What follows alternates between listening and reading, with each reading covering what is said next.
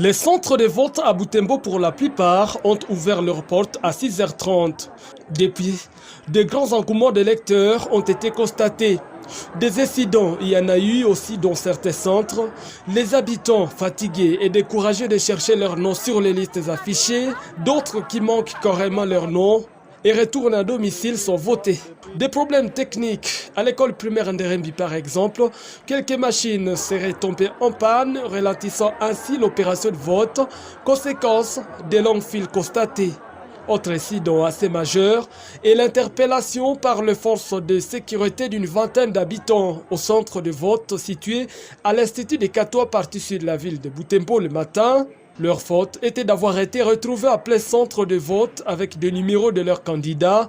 Pour les forces de sécurité, ils ont violé la loi électorale en continuant à battre campagne.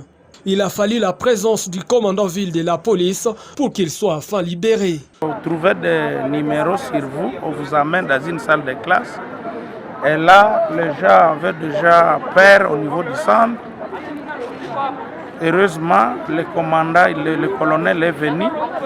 Nous sommes allés auprès de lui solliciter la libération de ces derniers. Comme ils ont le droit de voter, le commandant, il n'a pas insisté, il a directement accepté l'appel et il a libéré sans rien demander tout le monde.